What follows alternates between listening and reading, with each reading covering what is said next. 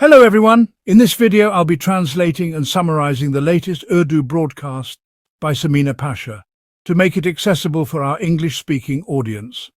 Let's go through the key developments and insights in Samina Pasha's words. Today was the day for the Tosha Khana two-case jail trial, and as before, this time too, his lawyers and family were not allowed inside. Only one lawyer from his legal team was permitted to enter. The rest of his lawyers had to stay outside Adiyala jail, while on the prosecution side, around 15 to 16 lawyers were present without any hindrances. They drove right up in their vehicles and entered freely. Meanwhile, no one related to Imran Khan, whether it was his family, lawyers or party leaders, was allowed to enter the jail or witness the trial. Regarding this today, Aleema Khan, Imran Khan's sister, made a statement. She said that the situation is worse than a military trial. These trials are being conducted behind closed doors and no transparency is provided. She questioned how such trials can be considered legitimate. She also mentioned that Imran Khan had once again requested to see the CCTV footage of the May 9th incidents, as the verdicts are being handed out, but no one answers where the CCTV footage is. Imran Khan, she said, is again asking for a movement to be launched regarding this. The detailed answers from her, the version of events, will be shared in her tweets. These responses, as usual, will come late. She will share them with you in the next vlog. However, there wasn't much discussion today, and the trial didn't last long either. About 2 to 2.5 hours of hearing. There wasn't much interaction, so not much was discussed. But what I want to highlight here is the current state of justice in our country. How can you conduct trials in such a manner and not allow free access for journalists, families, or even the lawyers representing the accused? How can a fair trial be conducted when the legal team cannot even represent their client? This is not a one-off incident. Today there's another disturbing news. It has come to my attention that a PTI martyr's name, Anis Sati, has been included in a recent police report despite the fact that he was martyred last year. Anis Sati was part of the incident on November 26 where a sniper shot him. His father's recorded statement is available where he confirms that his son was shot in the head leading to his martyrdom. Yet on July 20th, a case was filed with Anis Sati's name listed as the accused in a new case despite him having passed away. This is the reality of our police force. Many people report to us that the police have created lists of PTI workers. Whenever they need to file cases, they just randomly add names to various charges without even checking if the person is alive or dead. Anis Sati, a martyr, was included in this list as an accused in a case that was about wall chalking. This is the state of the police. Are they now going to prosecute the martyrs as well? Their trials were already being held in jail, and now they are attempting to conduct trials in their graves. This is the cruel and inhumane state of the country. Moving on to another important piece of news today, which has stirred considerable discussion, is regarding Ishaq Dar. Mr. Ishaq Dar, who is currently on a visit to the United States, recently met with Marco Rubio. Marco Rubio tweeted about the meeting saying, "I met with Ishaq Dar. We discussed bilateral relations, including trade agreements, security matters, and critical minerals. There is no longer any suspense or doubt about America's interest in Pakistan." Earlier, the United States needed Pakistan for strategic military purposes, but now it seems they are focused on extracting critical minerals from our country. Pakistan lacks the equipment and resources to properly exploit these minerals, which is why deals like Reko Diq were made, where the country received minimal benefits from its mineral wealth. The real benefit went to the country extracting these minerals. America is now interested in these resources, and Pakistan's government seems ready to do anything to secure America's favor, including making deals regarding these minerals. America has been showing more warmth towards Pakistan recently, with more meetings and praise, which the current government interprets as a great success. However, when the details of these trade agreements emerge, we will see who benefited more, Pakistan or America. Marco Rubio's tweet and the growing criticism of Ishaq Dar's remarks on social media have caused quite a stir. He defended Imran Khan's sentences and trials by drawing a comparison with the trial of Afia Siddiqui. He justified the sentences given to Imran Khan by stating that just as Afia Siddiqui's trial was conducted fairly in the United States, the same is true for Pakistan's courts and its decision on Imran Khan. He added that a popular leader cannot be above the law and should not be allowed to revolt against the state or attack military institutions. In one sentence, Ishaq Dar made several controversial statements. First, he justified Afia Siddiqui's trial and sentence, which directly contradicts Pakistan's stance on her case, where we've always argued she didn't receive a fair trial. Second, Dar tried to paint the trial of Imran Khan as legitimate without acknowledging the judicial flaws. This seems to be a reversal from the stance Pakistan has maintained. The government has been claiming to seek Afia Siddiqui's release, while simultaneously supporting the legal procedures used against her.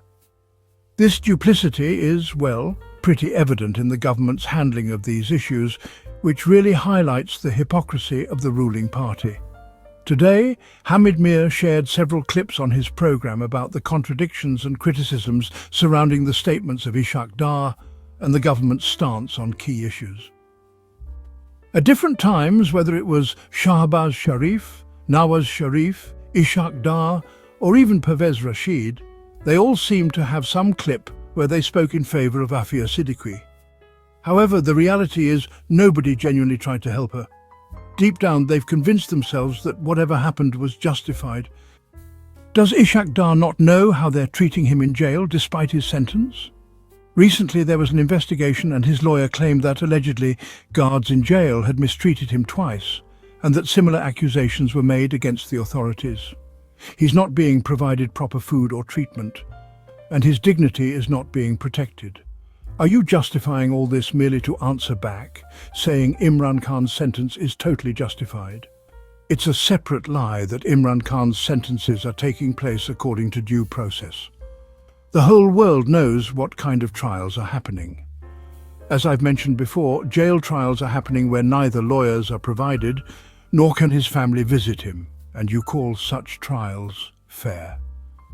You cry that a great injustice was done to Nawaz Sharif, but which trial under Imran Khan's rule resembled the closed-room trial that Nawaz Sharif went through, where no one had access? I haven't seen such a trial, but you are conducting Imran Khan's trial this way, and now you're spreading further lies about the 9th of May cases. Those cases are coming out in the open now, and your lawyers are fleeing.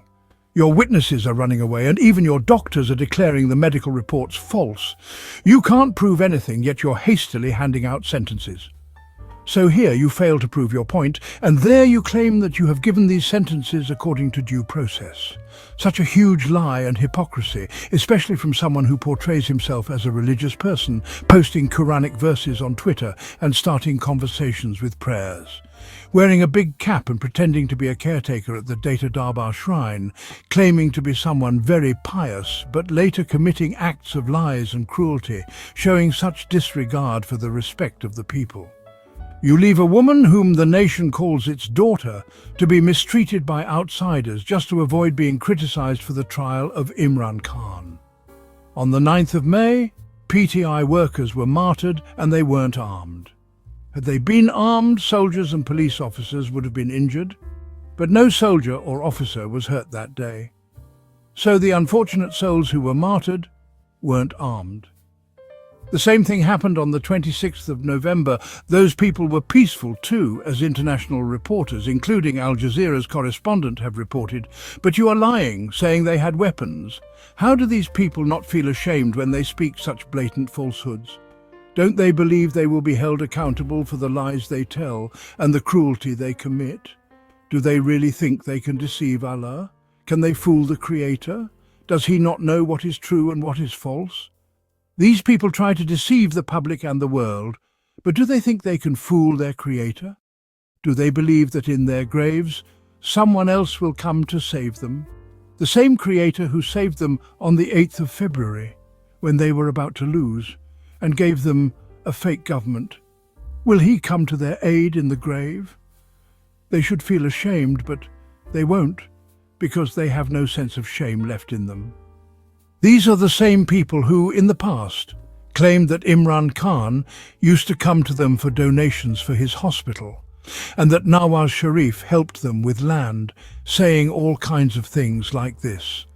These are people who make favours seem like huge deeds and brag about them constantly. Even when they do a small favour, they advertise it like they've done the world a great favour, just to show off. Let's face it, these people think that giving a 50 rupee flower bag is some big act of charity. And even then they take a photo of it and display it everywhere to show off. Whether the money comes from the public's taxes or not, they always want to show off, making sure the world knows about it. It's shameful because these people, even if they give charity, always remind everyone of it, seeking recognition and praise. They expect people to say thank you for things they do, even when they are using public money. Now let's move to Ishaq. His lesson today is well deserved, especially considering the lies you people are spreading about Imran Khan. Pakistan's people did not give you the mandate to lie and deceive the nation, and you are only in power on a false mandate. If you continue to strike deals like this, people will criticize you even more. Some may even resort to harsh words, but this is the current reality. Finally, regarding the sentences of 9th May, I recently came across a statement made by Yasmin Rashid regarding the matter. I'll discuss this in detail in the next vlog. But just to mention it, there are reports that a political figure has lost $100 million in cryptocurrency. Nadeem Malik reported this news and others present corroborated it. Many believe this involves Ishaq son, who may have invested in it. It was said that this person belongs to a prominent political family. Some are speculating that it's his son. At the start, when cryptocurrency was introduced, many believed it was a massive scam. However, when Trump showed interest in it, it was seen as a way to get on his good side. This person thought that by jumping into the crypto game, they would make Trump think they were on the same wavelength. To impress him, they made certain important appointments. But now it's come out that they too invested money into it. So imagine how much money was invested, and now it has all gone down the drain. The common people of Pakistan will suffer the consequences of their losses. They will never earn from their own hard work. Instead, they will always look to the public to recover their losses. If you were thinking about investing in crypto or already did, then be very cautious, because these things are tricky, and many people have lost their money in these schemes. Be careful before you invest your money in them. That wraps up our translation of Samina Pasha's video. I hope this English version helped you understand her message better. Please like, share and subscribe to Awami Lens to help our community grow. Don't forget to leave a comment below and let me know what you thought of this effort.